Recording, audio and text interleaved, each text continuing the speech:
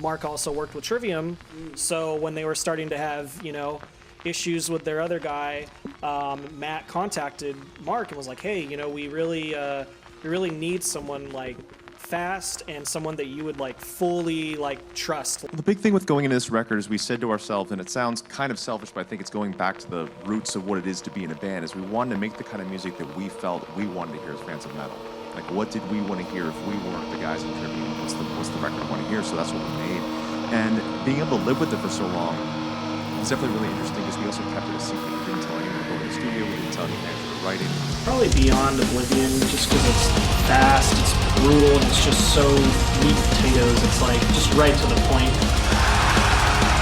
That's what I'm fucking talking about right now. We are on our Cinema Sentence World Tour. There's very few things that are good that come out of Florida. The Trivium's one. I don't want to oversell it, but it changes you forever. Hello, everyone, and welcome back to Renegade Jukebox. As usual, I'm Nick, and Mike is not sitting across from me, but, sitting, like, far east from me. Like, how far away is Edmonton from New York? It's gotta be, well, we're two time zones apart, let's just say that. Yeah, let's just cut out the middleman. Let's not bullshit too much. But tonight we're continuing our Trivium retrospective, which will hint at another episode coming up very soon, because this was supposed to be done last week. But currently, I don't have very much to say in terms of where we left off last time, because honestly, when they wrap up touring for Silence in the Snow in 2016, Paul Wanke, eventually, who was hired towards the end of 2015, is let go by the end of 2016. And only by... Well, he's just kind of unceremoniously let go from the band. Yeah. It's like he barely left a footnote in in their history. It's pretty much he just supported the tour behind the album and then he was out. And that's nothing against him. I met the guy like a decade ago, but at the same time, it's like he didn't get to perform on an album. He basically only just got to tour for a year. But I was actually talking to a coworker about this, and it just realizing it in hindsight, he wasn't an insanely flashy drummer, but he was able to pull off the previous material.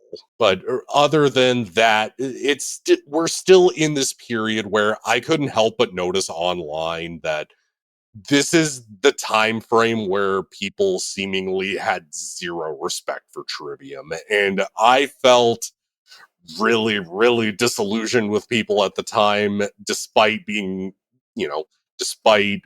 more interesting than metalcore bands polluting the airspace, which, again, say it with me, Mike. Trivium is not a goddamn metalcore band. But to wrap up touring behind the album, we get Alex Bent in 2017, who was then known as the drummer for the band Battlecross. Which is a band I'll admit I wasn't too familiar with at the time, but when Alex Bent was announced, I did go back and listen to a few Battlecross songs, and yeah, the talent's there. Well, I mean, even with Battlecross, he really only played on one record with them, but I actually briefly knew him before he joined Trivium, because Battlecross came to Edmonton in 2015, and I met all of the Battlecross guys before the show. I bought merch off of them, and Alex actually said, like, "You look familiar. Like, were you ever at a show in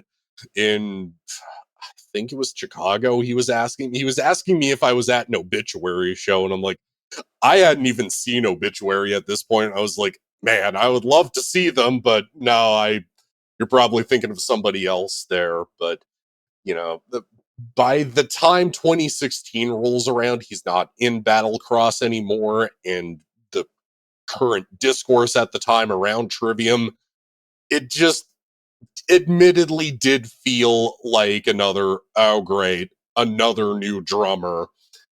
But then we got pre-release hype. We got teasers. We got lead-off singles. We got tour announcements. The whole 9 yards.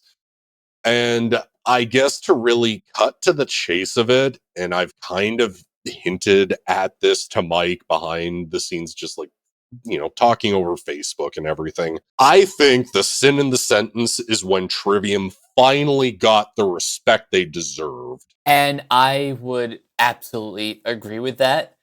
The proof is talking to people who, at the time, did not give two shits about the band, but this album came out and they're like, oh, this is good. This is really good. Yeah, this was kind of the point where even Decibel Magazine had to take notice of how good this album was, and like, yeah, there's going to be a lot of people who are just into crusty sounding grind bands and just stuff that's not even on like Nuclear Blast or not on Century Media even, or not even on Season of Mist records, for fuck's sakes. Like, if Decibel Magazine takes notice of how good your album is, that's a really good sign. And I'm just going to be really honest with everybody listening. I think this is as close to perfection as Trivium get. I think that this is really their second best album.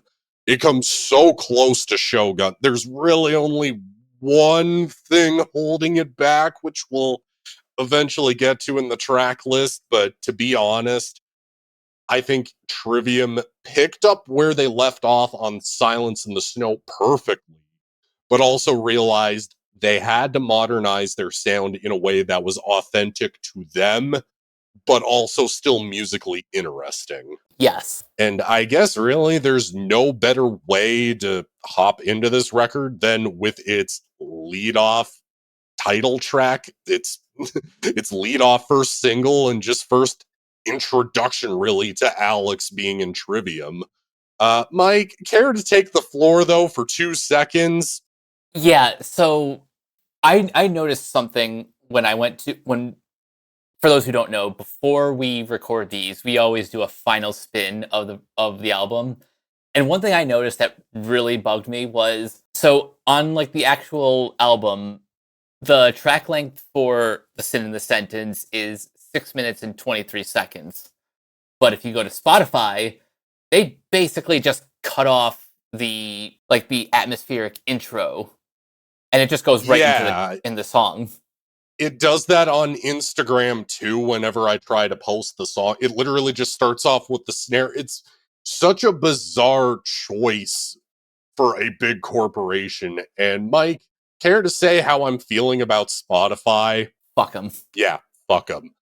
But you want to know what we're not going to say fuck them to? This song, because, oh my God. Okay, so considering that this was our first taste of a new album, and again, that it's hot off the heels of Silence in the Snow, Alex Bent really does get the Dave Lombardo treatment of, we need a badass drum intro for this album.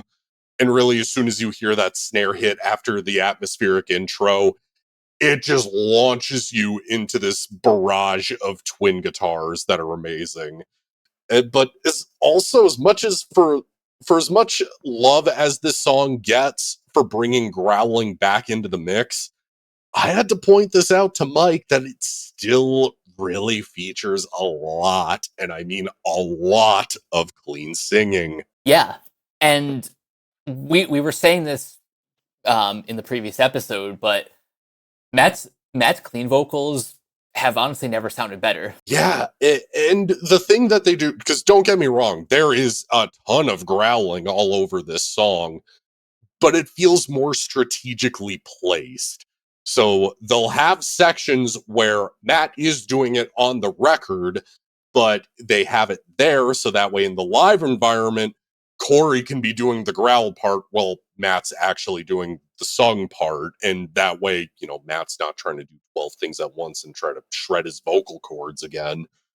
But like it's not straining his voice. He sounds amazing. But then just the rest of the song, instrumentally, the entire 6.5 minutes of this just tears your fucking face off. It's aggressive. Again, plenty of twin guitar leads. Matt and Corey have some amazing trade-off solos together. Paulo definitely getting some of those chunky bass grooves that, again, this is really where I've started appreciating him more as a player. And again, Alex Bent. The dude brought blast beats full time into Trivium, which can only just make them that much better.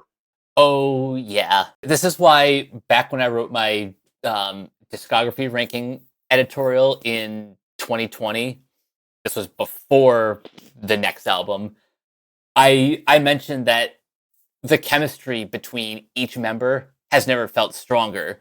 And again, it only took like 3 seconds for that to be abundantly clear at the start of this track. Yeah, it's the proper way to introduce people to the album. This is how you hype up an album, and this is how you start an album correctly. But it is now time for the jukebox tradition. And the fact that we're doing it this early is saying something. Because Nick gets to say it, best song on the album. Next one's Beyond Oblivion. So, yeah, surprisingly, we're getting into what I'm probably going to say is one of my top 5 favorite Trivium songs. For one, we're starting off with just this huge burst of energy, this barrage of double bass and riffing. But even when it drops down briefly for the verses, it feels like it flowed organically and was still in tempo with what you just previously heard. It's not a jarring experience. But then the energy immediately kicks back up into high gear with those gang vocals chanting, "What have we done?" repeatedly. And then we have to get to what I think might be the best chorus Trivium have ever written, because, guys, we got to do a sample of it. You got to hear how good this shit is. If you don't like this, you're completely wrong. Just listen to it and you'll understand what I'm saying. A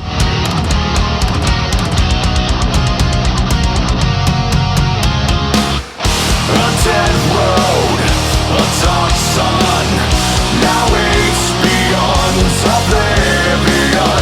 A dead road, a dark sun, now it's beyond oblivion.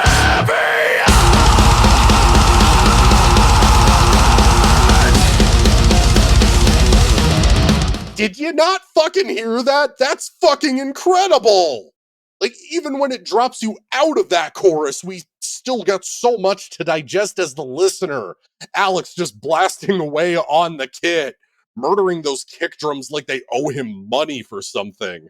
I mean, there's so many amazing guitar solos throughout it. Like, it's par for the course with Trivium at this rate, but it still feels just as amazing the first time you would have heard of them, and it shows how they've matured as musicians. One thing we're going to talk about a lot on this record is balance. Balance of different tones, balance of different dynamics. This song and a couple others on the back half do that in spades. And not a lot of bands can pull off like the range that this song has, let alone entire records. Yeah, this is one of those cases where I feel like if I'm talking to somebody who doesn't like Trivium at all and just isn't willing to give them a chance, I'm telling them to shut the fuck up and to listen to this. This track might be the one that I've spun the most, partially because what Alex Bent was doing for a while. I'm not sure if he did every track, but a handful of them. He would do like playthrough videos on YouTube, and this one for me got the most plays. Yeah, this is just one of those musical, I hate to use the word tour de force, but tour de force. I mean, there's so much going on in terms of how heavy the riffs can get, how melodic they can get without being poppy. Like, this is when I tell people that melodic death metal and new wave of American heavy metal is my favorite. Stuff like this is why. Stuff that can balance melody and aggression at the same time without being pop pandering. Exactly. And here's the thing, not every song on this record is bludgeoning you with growls, because the next track, Otherworlds, there's a little bit of Matt's growls, but this is a song that's 97% clean vocals, and yet the musicianship is still there in spades. Yeah, my thing with this song, the older I get, I appreciate it more and more, and I'm super tempted to just go rogue last minute and put it in my best of songs list at the end. Like, I really, really like this track. I mean, because on initial listen, I did like it, but it's also following up Beyond Oblivion. But at the same time, Matt's vocals are just so good on this thing. Like, from, again, the background part of him at the beginning, that's the only time he screams on this. But then the chorus just hits harder than anything, really anything that they've done before to me on this. Like, it feels to me like it's a better version of Blind Leading the Blind, to be honest. Ooh, I like that comparison. Yeah, I was just thinking about it on this re-listen. I was like, this is just really hitting. Just eventually, the way it goes into that chunky chord section towards the middle before it slows down, lightens up towards the end after the solos. You know which part I'm talking about. It feels very much like, again, the dynamics really just work for me so well on this one. And his vocals are just so good. Again, when I talk about people who can growl and sing, Matt has never sounded whiny. It still sounds like it has dirt under its nails and it's not produced to all bloody hell, but it still sounds like something he can execute live. Yeah. Again, it's something that Trivium does better than most bands, where they have even like on some bands like best like clean vocal like choruses, they can still sound overproduced in a way this one doesn't. And I'm gonna shut my mouth and let Mike have the floor for a minute because the next song I have things to say. Let's just leave it at that for a minute. Okay, so the next track is "The Heart from Your Hate," which I'll admit, this is not my favorite track on the record, but I can still say some positive things about it. First of all, the fact that Alex Bent is, I don't want to say he's carrying the track, but he is just like, he's just doing just wonders with like just the rhythm, all of the drum fills, and just everyone in the band is just doing really solid work. Everyone from the guitarist, Corey and Matt, to Paolo. Again, got to give him as much flowers as possible. I even, for some reason, this song reminds me of like the closing theme for like a shonen anime. It just kind of has that vibe to it. But now I'm actually really curious. What are your thoughts on the song? I think this is the weakest song on the album. Move this man! I am making this clear. I do not think this song is bad in any way. I do like the lyrics to it. And again, there's some more solid, chunky Paulo bass lines. And like you said, even Alex does get some really solid drum fill moments. He is making a very straightforward song more interesting with like the cymbal placements, the drum fills. He's getting very creative within a more simplistic structure. They're clever and flashy, but here's my issue with the song. I just wish the rest of the song itself was more flashy. Like, the solo isn't as crazy as, say, the title track or some of the other best songs on the album.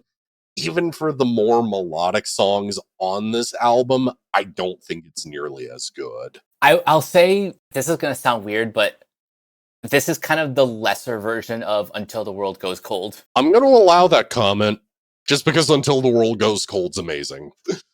But with that in mind, we immediately are getting back into heavier territory, and rightfully so. So, Betrayer. While I could just go over how great the music on it is, again, going back to Decibel Magazine, going out of their way to do a review of the album when it came out, they had to acknowledge how great Matt, Corey, Paulo, and Alex are on the song. But I want to highlight the lyrics, especially because current events. So I'm just going to pull up a quote from Matt spelling out what the song is about. And I think, much like Departure, All These Yesterdays, or really, we could make the argument the entire album, but for this argument's sake, the title track for Shogun is being carried by is the lyrics. So Matt said Betrayer is about him coming off the end of a tour, and he had just come out of a really bad ending of a really good friendship. Something, unfortunately, that has happened to me very recently. Getting back to his quote, someone I consider one of my really close friends, someone that I help in their time of need, they've helped me in my time of need. And I felt like I was a really good influence on this person that was addicted to bad things, doing bad things. And it completely soured when they turned their back on me and all of us. And I remember sitting on that flight and being so choked up with anger. I just put my headphones on, put the song on, I'm assuming the demo for this, and immediately started writing the lyrics. And I just think, again, the lyrics to this song really do land the killing blow. I could go over how good everybody in the band is at their instruments, but it's the lyrics that land the killing blow for me. So, to the uninitiated listener, how does this tie into current events? Well, Mike, care to tell everybody how much I hate jumping ahead in the future in these retrospectives? I think this time it's kind of necessary. So, we did mention that Trivium were going to do a 20th anniversary tour with Bullet for My Valentine, who I've been on record on this show. I'm not exactly a fan, but I don't have anything personal against them per se. But they agreed with Trivium. Bullet for My Valentine would do the Poison in its entirety. Trivium would do Ascendancy in its entirety. And what wound up happening back towards the end of May, I want to say, is Bullet didn't want to do any more touring for the rest of the year and to go do a new album. While Trivium were like, what the fuck? We agreed to tour all year behind this 20th anniversary thing that we agreed to last year. That we told everybody we want to go to every continent. And Matt tried to play nice, tried to play coy with everybody, which understandable and fair. That's the most mature way to handle Matt talk. Mm-hmm. But this is where it gets really fucked up. So just a couple of days ago, Bullet for My Valentine decided to go and do a tour in Australia instead. So much for working on a new record. And Trivium end up posting Betrayer immediately after that. Yeah, that's it. It's just amazing how prescient those lyrics became. Well, I'm trying to be cool to you here, Mike, because I know you're a bigger fan of these guys than I am, but I just think that's incredibly douchey that you agree to do a tour together. Why not just fucking honor it? Why not just write on the road and put the album out next year? I mean, look at Ice Nine Kills. They're on tour with Metallica until, well, just the end of this year, really. And they haven't put out a record in 4 years, too. You don't see them bitching. Yeah, exactly. And this, it's not an uncommon practice for bands to write on the road. No, for fuck's sakes, Trivium also haven't had an album out in 4 years at this rate. So the way I see it, I just see it as an incredibly douchey move on their part, and just kind of makes me go, man, I'm even happier that I don't have to see them live now, and that I get to just go see them with Ginger in November. But yeah, no, that we had to tie that in. As much as I don't like jumping ahead far into the future after the album's been out, I like to keep it very in the era, in the time frame. But in this case, there was no better place to bring it up, really. Yeah, we had to make this one exception.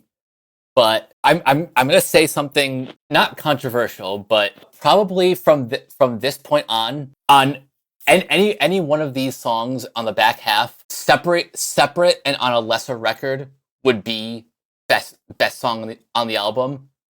But all bunched together, it makes picking favorites that much harder. So yeah, I'm gonna have to back you up on that. So the next track is The Wretchedness Inside, which fun fact, was originally ghost written for another band, but they didn't want to use it. So everyone else is like, you know what? It's ours. We'll spruce it up. We'll make it our own, and it's on the album. Yeah, that's the bizarre thing, is that why would you turn down a song written by Matt Heafy for your band unless you're just that anti-talented? Yeah, that's honestly, there's no other explanation for why you wouldn't want this song. But Well, I forgot to bring this up in the last episode. The Ghost That's Haunting You was another ghost written song for somebody else. huh. Yeah, so just throwing that out there. Matt Heafy, he's probably written more songs than you think, and probably written some for lesser bands that just decided, this is probably the best we're going to get. But anyway, I am thankful that Trivium reclaimed this song because it's just awesome, and it's also just ridiculously heavy at parts too. I think it might be the most aggressive thing Trivium's ever written. I mean, just from how it stomps with that groove, it's just type. It's almost, I'm almost tempted to say it's got a Slipknot type groove to it in a way. Just from the way it just stomps nonstop, kind of the way they would. Like, let's just take the Negative one, for example. But everyone is coming through so crisp in the mix. Matt sounds even, it's weird to say this given how pissed off Betrayer sounds, but he sounds even more pissed here. And then it hits what I can only say, I would make this argument, the only time Trivium have ever played a breakdown. And even then, it's still more musically interesting than a lot of run-of-the-mill metalcore and or deathcore bands. Emir.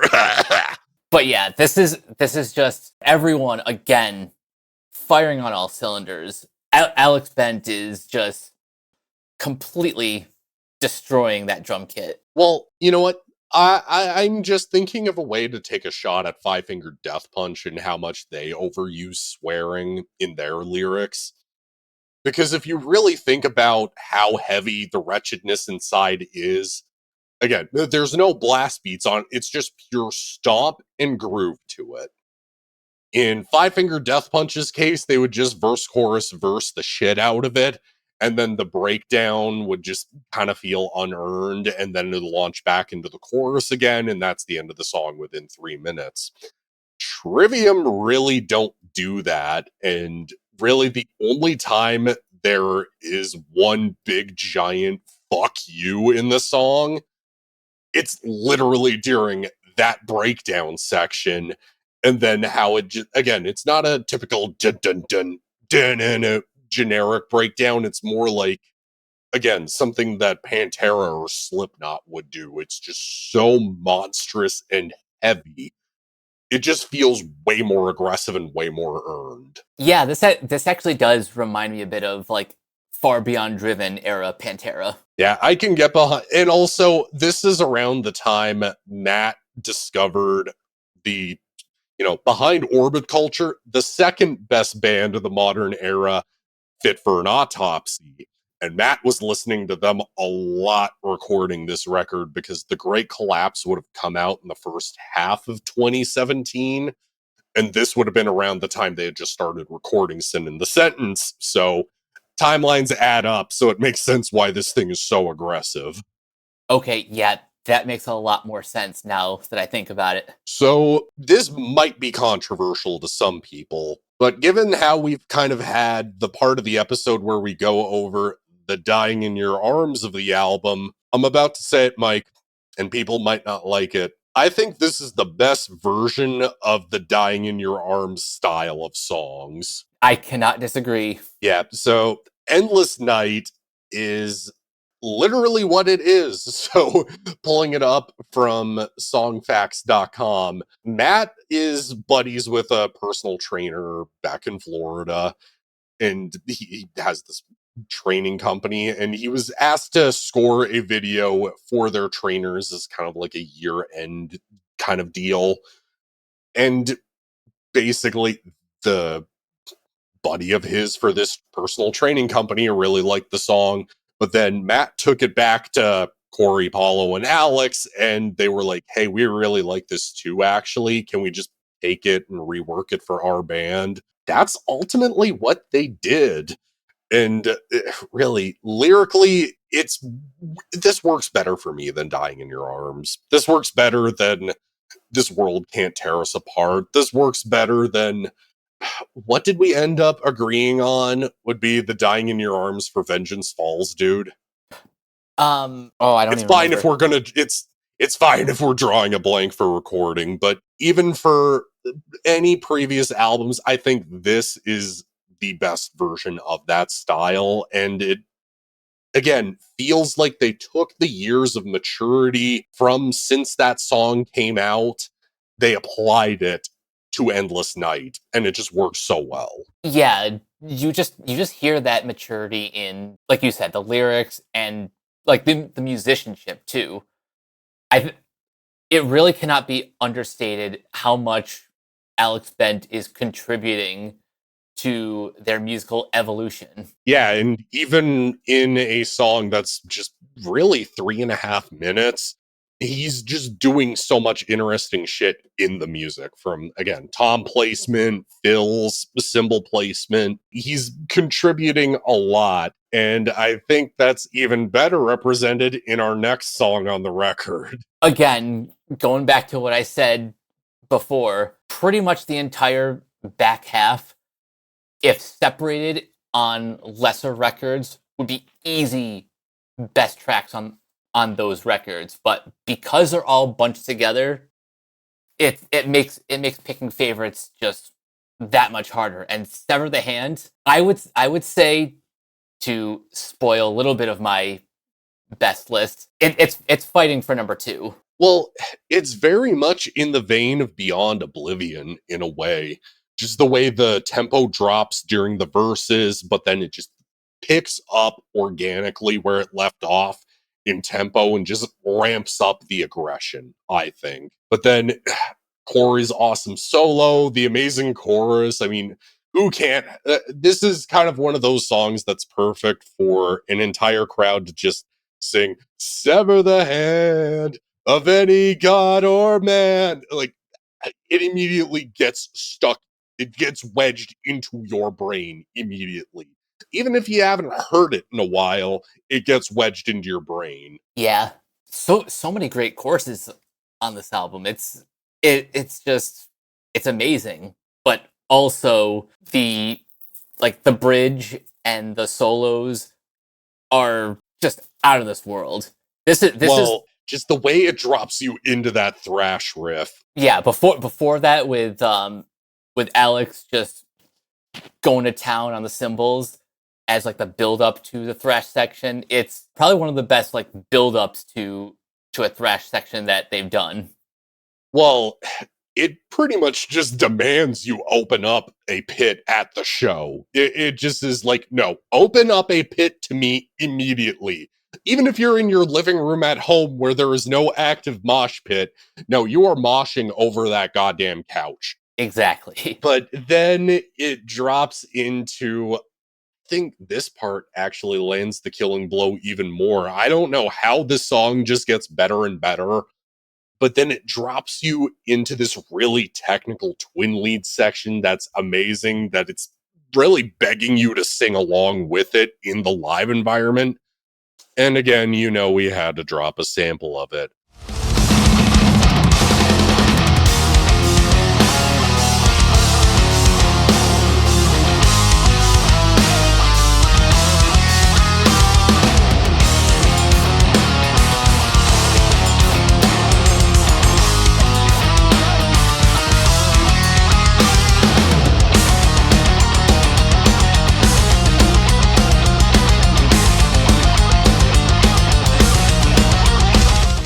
Yeah, it's a tough contest to say what the best song on the album is that's not Beyond Oblivion. I'm kind of there with you that it might be but that it might be my second favorite, but my mood right now is telling me something else. It's not the next song, but it's coming. I'm just going to say that. But the next song is, again, another great example of the range in dynamics in a single song too. Beauty and the Sorrow. Well, I think of the really melodic songs on the album, this might be the best one.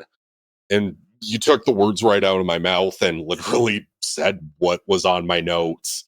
Like, 1 minute you can have a really heavy song like Betrayer, but then you can have After the Wretchedness Inside, you can have Endless Night.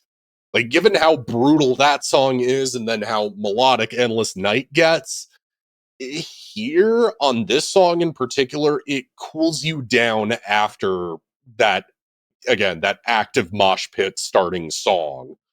But it's never so slow that it feels like things just grind to a halt needlessly. There's still plenty of growling to be had on this song, even as melodic as it gets. Everyone is still showing off how great they are at their instruments, so it still really works for me. I think Beauty and the Sorrow is severely underrated on this album, and I know the word underrated gets overused these days, but I don't think many people talk about how good this song is. Yeah, no, this song honestly just gets better the more I listen to it. And like you said, even when it gets like slowed down, there's still a pulse with like the melodic sections. Yeah, exactly. Like, even when it slows down to that "So Young, Did It Even Matter" section, it doesn't feel like, okay, we're just grinding this to go to a even slower melodic bit, and that's where we're gonna nope, it just launches you straight back into the verses, and the pace is still there. But here's the thing: The Sin in the Sentence isn't a progressive metal album per se. It's not like Shogun, where it's ambitious, where it has overarching themes, where there's multiple sections and multiple parts. The next song is as close to prog as this album's going to get, and I think that we got another hidden gem. Yeah.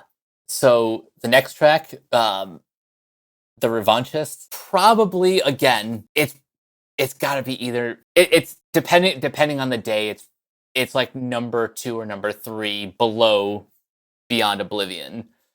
Just one of those songs that, like, the more times you listen to it, the more you start to notice like details that you may not have noticed before. And again, another FU to Phil Labonte for his dumb comments about Paulo.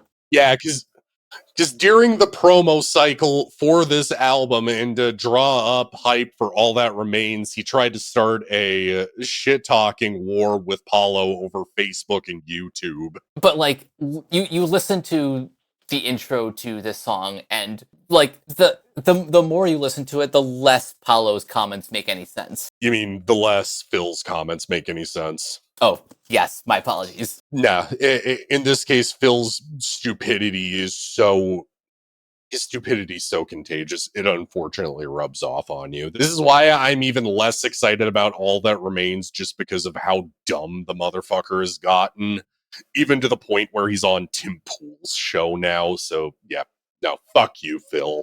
But back into the Revanchist again. This song in particular, probably due to its length, it is the closest that we get to prog territory again. So it has multiple identifiable sections. So, like that killer bass intro, like you mentioned, the verses are kind of unorthodox. It's not a typical Trivium verse. Yeah, I kind of get a little hints of Dream Theater, not completely, but I get it. I get it in like the bounciness of like the rhythm section. I can't really hear it. I more sit there going like, yeah, something about it just doesn't feel like it meshes, but they manage to make it work and to make it interesting. And that's what good prog metal bands like Dream Theater and Opeth do. But the way that they just bring the chorus in, again, it does keep it in a verse chorus kind of format, but much like what Dream Theater typically do, especially, the best Mike Portnoy albums, they do things like focus on the heaviness of the verses and the riffing, but even in something like before the last verse and the chorus, they have full-blown band show-off competitions. They let Matt show off. They let Corey show off. No Paolo bass solo this time because he already got to take the lead on this one. And Alex obviously gets to show off really on this entire record. But like on any typical band's album, something like this would be as adventurous as they get. This would be like, okay, this is our chance to experiment. This is how we're going to close the record out. Maybe it's a hint at what we'll do on later records. A lesser band would just be like, just have it be the closing track and then boom, put the album out, press it to plastic. But Trivium is not a lesser band, and we definitely aren't done yet. Yeah, so when I was telling Mike that this is one of those songs that's a contender for best song for me, lately, my mood thrown into the fire. This might be my second or third favorite on the record. I mean, this is probably the most extreme song Trivium has ever written up to this point. I mean, for one, again, Alex is just popping off on the double bass. Again, it's like the double bass fucked around with him and found out. So now he's kicking the shit out of it. But then Paulo gets to lay down the low end so well on this. And really, again, it's Matt who gets to steal the show on this. He is screaming his throat out of his body on this thing. He sounds pissed. And there's a cool little production trick. So, like, if you notice in the chorus parts of it, there's a choir in the background. That isn't any choir. That's Matt just layering his vocals to make it sound like there is one. Okay, that's pretty badass. Good production, kids. This is why you hire somebody like Josh Wilbur to produce your albums who understands how to work with metal. But yeah, on top of that, the riffs on this too. Like, it was Corey's idea, actually. They originally were going to have it be a more melodic, mid-tempo kind of song. He just went, no, let's make this really riff heavy. Let's make it the heaviest thing we've ever written, a la Dimmu Borgir, God Dethroned, Behemoth. Like, there is so much groove and power to these riffs. Again, going back to Behemoth, it's almost like they wrote a Behemoth song in Trivium's format. I fucking love this one. Yeah, and one of my other favorite things about this track is it doesn't really do what most closing tracks do and just fade out. It stays heavy right up until the end. Yeah, it demolishes you until it makes you feel like, oh my god, I just listened to an entire 57-minute experience and I kind of want to do it all over again. But with that in mind, fun announcement about this episode. This is the last time we have to do a bunch of bonus tracks for these episodes. And oh my god, Mike, I'm honestly kind of happy we don't have to do bonus tracks anymore. Yeah, and to celebrate this fact, the bonus tracks that we're talking about for this episode are not technically bonus tracks. They're just non-album singles that have been released over the next couple years. Which is weird to me. If you're just going to put them out later individually, why not just put them as bonus tracks to go along with the record? But at the same time, we're going to kind of just gloss over the Pillars of Serpents re-recording. Like, we already went over it in the Ember to Inferno episode. Just to kind of reiterate, it is like they took all of the years of experience they had into re-recording the song, and it's killer. It's better than the original.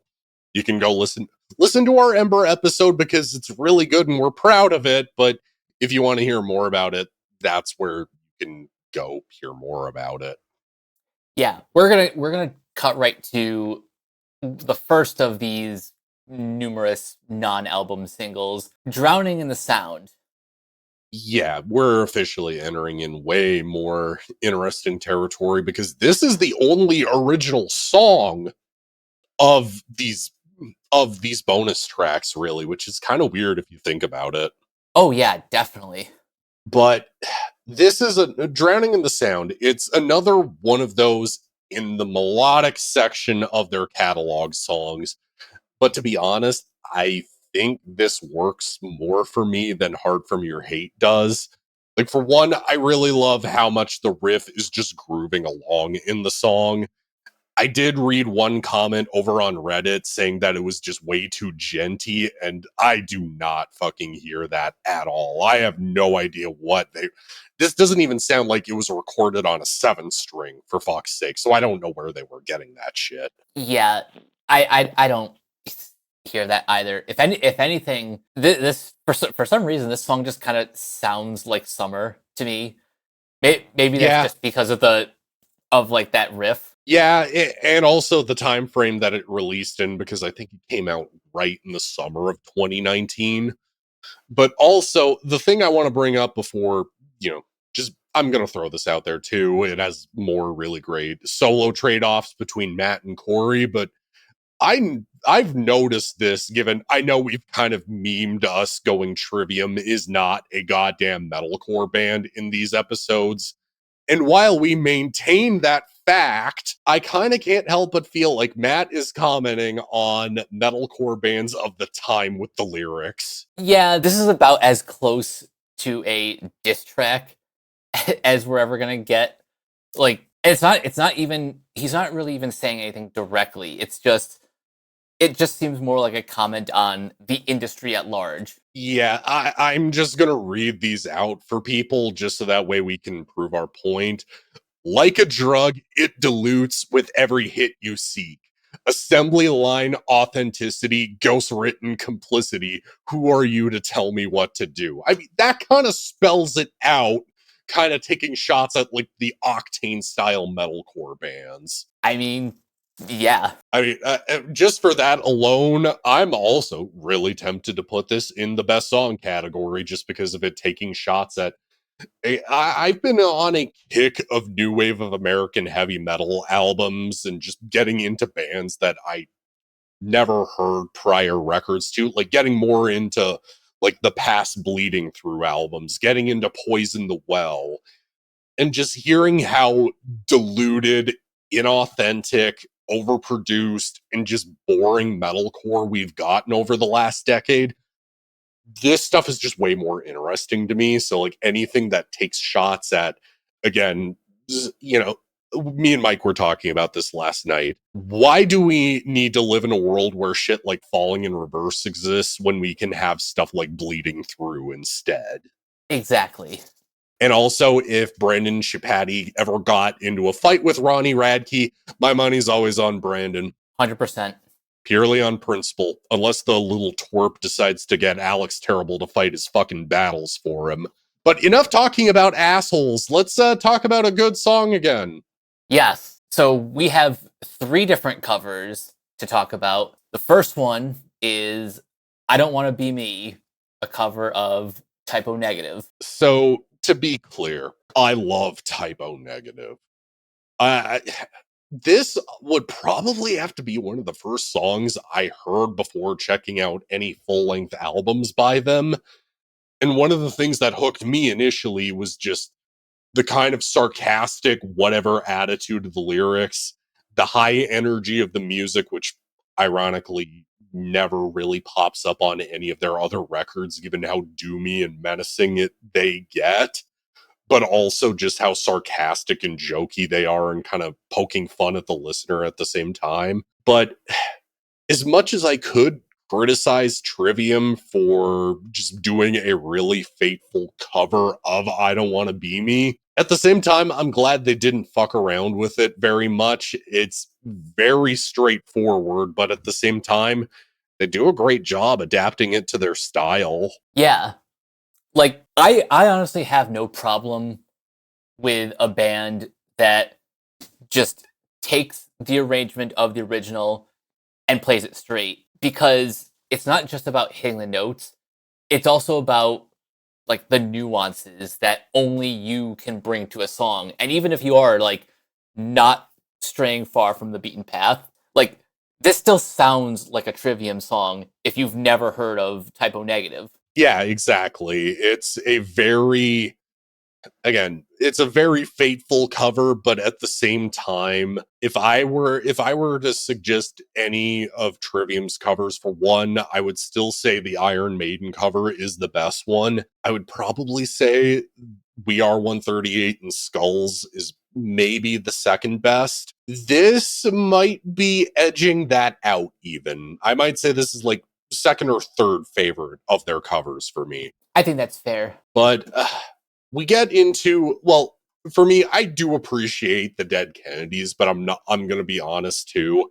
I'm not as familiar with all of their catalog, not to the degree of like, say, Metallica or the Misfits or Iron Maiden or any other, or Typo Negative for that matter. So my thoughts really on the Kill the Poor cover are probably going to be really brief. Honestly, same. Because, again, with all due respect to the Dead Kennedys, I'm really only familiar with like a couple of their tracks. One of them, I think, was on the soundtrack for Tony Hawk American Wasteland. Yeah, it's probably Holiday in Cambodia. This, Too Drunk to Fuck is another one, and Nazi Punks Fuck Off. Yeah, that's pretty much the extent of my knowledge. But again, this is kind of another straightforward cover that still sounds like Trivium, but is not straying too far from the original arrangement. Yeah, it's another fun cover. That's pretty much as much comment as I really have on it. This is kind of the point in the episode where I'm going to make this argument, and if any of the guys in Trivium hear this, I really hope they do. I think that they should do a covers album. Kind of do a Garage Inc. style covers album where disc 2 can be all the stuff you've previously released as bonus tracks, but then you have disc 1 being the main disc. And I suggested this to Mike. What Trivium already are connected with all of these other metal bands and tour with a lot of these bands. Why not pull an Aborted and get like guest features on every cover song? Yeah, that would be amazing. And I was going to suggest a title that would kind of be a play on Matt's liquid metal show Chaos Hour. He could almost just call it the Chaos album. It would have to sound way more fitting for Trivium to me, though. The man's smart. I'm sure he can come up with something that's original and unique. But now, in this case, like if I were to suggest like any special guest features, have like Sven from Aborted show up on a Death cover, or have Randy from Lamb of God, or do a Lamb of God cover and get Joe Bad from Fit for an Autopsy. Or even get Randy from Lamb of God to do like a punk cover. Yeah, that would be fun. Yeah, just get anybody and everybody from the world of metal just to do a guest feature and have it be like 14 tracks worth of covers. That'd be badass. But with that in mind, we have one more cover, which I do not speak Portuguese, so I'm not going to attempt to pronounce this, but might care if I give you the brief lowdown on who Toy is. Sure, go ahead. So he's a guitarist from Portugal. Sometime when Matt was getting really popular on Twitch, I want to say 2016 was when people really started noticing him doing like Twitch and YouTube more often. You know, that was when I think Matt was actively doing like bizarre acoustic covers or electric covers of acoustic songs. Like he would do an acoustic cover of Hammer Smashed Face by Cannibal Corpse, but then do an electric cover making fun of Wonderwall by Oasis, or he would do something more played straight like Vermilion by Slipknot. He would cover that. But then basically Toy raided Matt's channel on Twitch, and that sparked up a friendship between the two of them. And eventually Toy would hop up on stage to do Until the World Goes Cold later on down the road. But during the sessions for The Sin and the Sentence, they covered one of his songs. And I'm going to be honest, I think of the cover songs, this is the most interesting of the couple. Yeah. And this is the only one of which I have not heard the original. So I'm coming at this like pretty much exclusively from Trivium's perspective. And one thing that I noticed about the production is the snare sounds bigger and more bombastic than on the record. Yeah, I didn't really notice that, but thinking back on it, yeah, I can see that. I can get behind that. For me, I feel like without having heard the original, to be honest, it does feel like how bands should do cover songs aside from playing it straight. It feels like they took one of Toy's songs and turned it into a Trivium song. They added tons of double bass, tons of growling. They make good use of the chorus woes. Sounds like it's perfect for a live environment, especially when Toy gets to hop up on stage in Portugal with them. And him and Matt have really good vocal chemistry with each other. It really sounds like one huge group of friends getting together and making music, and that's honestly what makes this cover so likable. Plus that whoa bridge will get stuck in your head forever. Yeah, just be honest. You're listening to other stuff right now, and then that pops in your brain. Yep. But before we forget, there was one detail that we forgot to mention in Silence in the Snow, and really at the beginning of this when we started talking about the record. The only other thing holding this album back for me is honestly the album art. Yeah, there's not really much to write home about.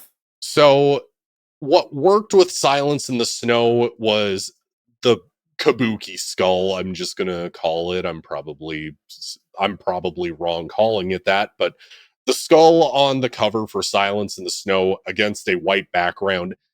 Yeah, it's in line with the lyrics on the title track, and yeah, it's visually striking to a degree, but it is pretty bare bones and standard. But I can understand why it kind of works for that album. And I understand that it's art that Matt's wife contributed to the band for the album, and how in the liner notes they pick a symbol to represent each song on the record. But I'm also going to be fully honest. I do miss the flashier artwork of previous records. Same. I don't want to sound like I'm just being too needlessly harsh, but it's just a triangle that looks like it's on fire. Like, that's really about it. This is kind of the era too, where as great of a drummer as Alex Bent is, the album art kind of just goes downhill for this and the next record. Don't worry though, it does get better towards the end, but we'll get to that. Precisely. But with that in mind, this is Mike's chance to ask me about the multiple times I got to see Trivium tour behind this album. The very first question that's come to mind is, how many times has Sever the Hand been on the set list to your memory? 2 of the 3. Oh, nice. So the first time I got to see them on this run behind this, it was about a month after the album had already been out, so I was already able to digest it, able to process it a lot more. This was a tour lineup that I could not turn down. It was Trivium, Arch Enemy, Fit for an Autopsy. And yeah, While She Sleeps was one of the openers, and I was not a very big fan of them. They're way too pop punky of metalcore for my liking. Understandable. Yeah, I know Matt's a big fan of them, but I just was not having it. Especially when the one guitarist tried to grab my hair and then throw his guitar into the crowd and then randomly start crowd surfing. That was fucking bizarre to me. Yeah. But that's all made up for by the fact that the first band to go on that night was Fit for an Autopsy. And yeah, that basically cemented them as one of my all-time favorite bands, seeing them finally. I mean, the fact that they opened up with Hydra, and pretty much it just started the pit immediately at that show, and they were incredible. Arch Enemy were really good at the show too. I actually did both the Trivium and Arch Enemy meet and greets at the same time as each other. Like, Trivium's people let me go first in line, and then I had to book it downstairs in the venue to go do the Arch Enemy meet and greet. Oh, wow. Yeah, there is sometimes crew members will do stuff like that if there's multiple meet and greets on a tour. But now to answer Mike's question about the set list. So at this show, Trivium play title track for the opener, Down from the Sky, Betrayer, Until the World Goes Cold, Like Light to the Flies, Rain, Dust Dismantled, Strife, Heart from Your Hate, Kirisuit Gomen, Thrown into the Fire, then Capsizing the Scene in Waves. Yeah, that sounds like a pretty good set list right there. What about the other time that you saw them? So it wouldn't be until July, because I think this is the first time on any of these podcasts I get to talk about how great Heavy Montreal was. So for those who don't remember, even though it existed 10 years ago, doesn't anymore, unfortunately. So Heavy Montreal was an annual festival in Montreal, Quebec. And pretty much every year, it was phenomenal lineup after phenomenal lineup after phenomenal lineup. My first year going was 2016. Despite Five Finger Death Punch headlining day one, there were so many other bands that you could go see. And I thankfully got to conclude my night with seeing Nightwish. And I just took a blissful walk after they finished. So that was pretty great. But Trivium, Heavy Montreal 2018. And Trivium were actually supposed to be at the 2016 Heavy Montreal, but for whatever reason, they had to drop out, and they actually ended up getting replaced with Hatebreed, and that is a phenomenal replacement. But Trivium at Heavy Montreal 2018. This was my only time seeing Matt this year, so obviously opening with the title track, then Throes of Perdition, and my neck was wrecked after those two songs. But then they just had to keep going with Betrayer. Then they had to do Sever the Hand. Oh, So geez, you can all of that in a row. Oh, dude, I was the one who was getting the most into it. Like, there were people on the rail too. I had to sneak up to the front basically while Sleep was playing, and I had to end up missing Havoc and the Agonist as a result. But I'm not going to bitch too much. I was at the front row for Trivium at a big festival. I wasn't going to complain too much. After that, Until the World Goes Cold, then Down from the Sky, then Heart from Your Hate, Strife, Pull Harder on the Strings of Your Martyr, and then everybody got down at a big festival during In Waves, and it was the most beautiful sight I ever could have laid eyes on. And guaranteed again, I wrecked my goddamn neck from that show. And then I had to go wreck my neck again for Gojira an hour later. Of course. So I already kind of hinted at this earlier, saying that this was the only time I got to see Matt that year. Well, Nick, didn't Trivium do a tour later that fall with Light the Torch and Avatar? Yes, they did. But here's the biggest catch. So at this point, Matt's wife Ashley is pregnant, and Trivium are on tour at this point, and they announce in advance that Jared Dines will be joining them on tour to play a couple of songs. Eventually, he's doing full shows with them.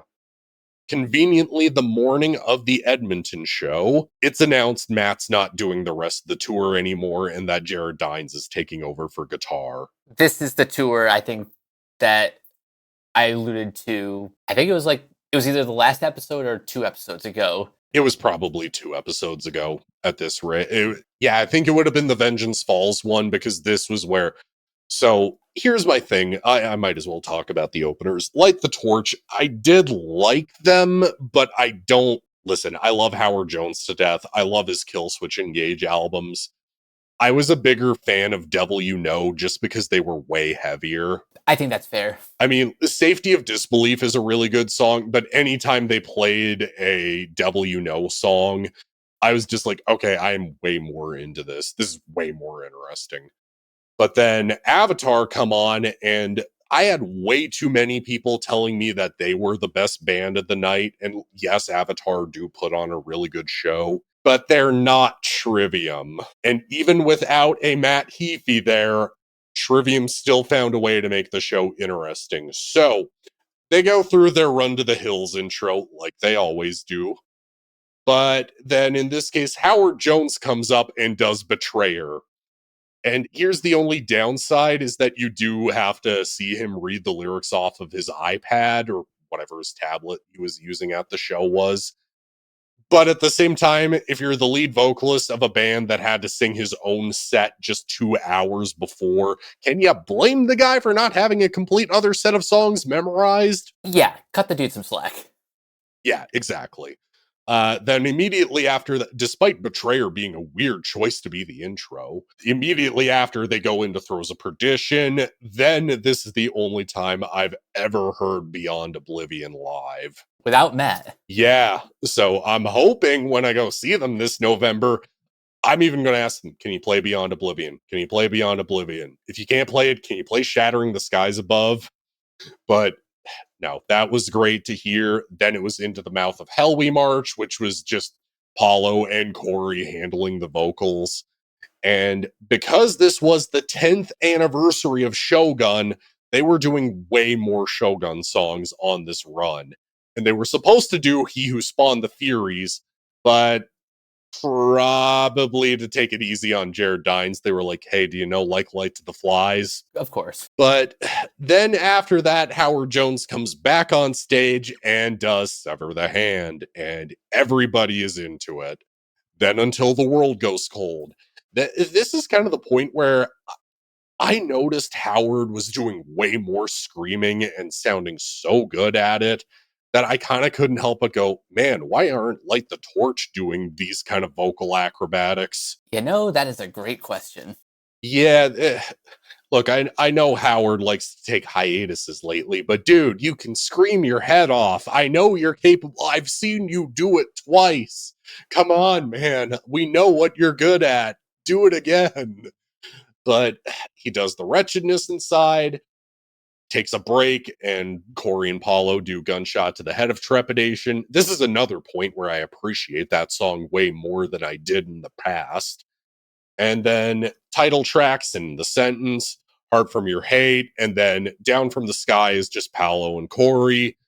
Then finally, Johannes from Avatar comes out and does Strife and Pull Harder.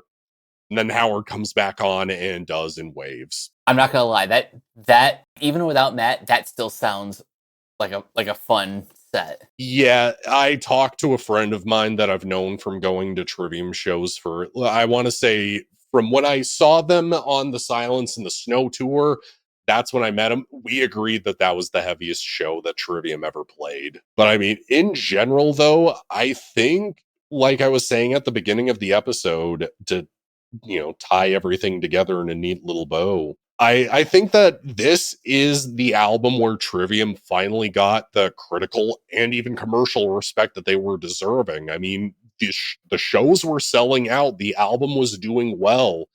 Everybody into metal, period, really liked this record. And I think that this really proves my point about how In Waves really was the album that hinted where Trivium was going to be going. And while Vengeance Falls and Silence in the Snow were necessary detours, it showed still that they were building to something like this. And that's what makes me appreciate In Waves more, is that we'd eventually get something like this. But Vengeance Falls and Silence in the Snow taught them, hey, we can write really big choruses too while letting Matt scream his head off. And the results are, depending on the day, Shogun will always be my number one, but The Sin and the Sentence it's fighting with Ascendancy for number two. I would make the argument, just because there are, as great as Ascendancy is at being more straightforward and to the point, the more progressive and more interesting directions that they had taken over the last 6-7 years, this is kind of the payoff of that. And to see that kind of just puts it over the edge for me. Although there is one later record that I really can't wait to fanboy over, but to be honest, I don't think Trivium are ever going to top Shogun or Sin in the Sentence for me. I think if I were to give anybody an introduction crash course into Trivium, I would give them these two records. Same. And I don't have much else to say other than our next episode is not going to be the next Trivium episode. Like I said at the beginning, we were supposed to put this out last week, but there was a big event in the world of metal, and you probably can bet what I'm alluding to. Our next episode is going to be a Why We Love This Band, and it's going to be a necessary one. And before I end up forgetting, Mike, favorite tracks for Sin in the Sentence. We already did our closing thoughts, but best tracks. You go first. Okay. I'm pretty sure we're both going to have Beyond Oblivion. But below that, I'm going to do The Wretchedness Inside, Sever the Hand, Beauty and the Sorrow, the title track, and Thrown into the Fire. You pretty much named all of my favorites, but I'm going to go rogue and throw a bonus track in there. I'm throwing Drowning in the Sound into the mix. Hell yeah. Yeah, but other than that, thanks for reminding me to not forget best songs, even though we pretty much do our damnedest to make sure we cover everything in as great of detail as we can. But yeah, hopefully in the next week or so, hopefully in the next 2 weeks, we get our next Why We Love This Band out, and it's a necessary one. I'm just going to leave it at that. Yeah, more on that later, but until next time, Nick, where can everyone find you online? Super Saiyan Death Metal God on Instagram. The algorithm is fucking my goddamn page over. So if anybody goes and binge likes my page, I give shout outs. If you follow me, I'll also follow back. That kind of a deal. I mainly post album covers, movies I'm watching, video games I'm playing, concerts I'm going to. And like I said, I do like to pay it forward if, one of you guys end up following my page and binge liking the shit out of things. So it is appreciated, but I also do pay it forward. Thank you very much. And to everybody who does already follow, thank you for doing so. Indeed. And you guys can find me on various social media sites at Captain K42. You can check out my quick thoughts on letterboxd.com/CoachK42. And you can follow Renegade Pop Culture on Facebook and Blue Sky at Renegade Pop Culture. You can also find us on YouTube, on Podchaser. Consider supporting our Patreon at patreon.com/Renegade Pop Culture. Listen to all of our podcasts on Spotify, Apple Podcasts, or wherever you listen.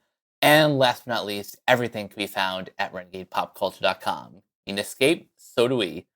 That'll do it for this episode of Renegade Jukebox. We will catch you guys later. Nick? The sin and the sentence, penance and the fire. The sin and the sentence, the flames grip your throat.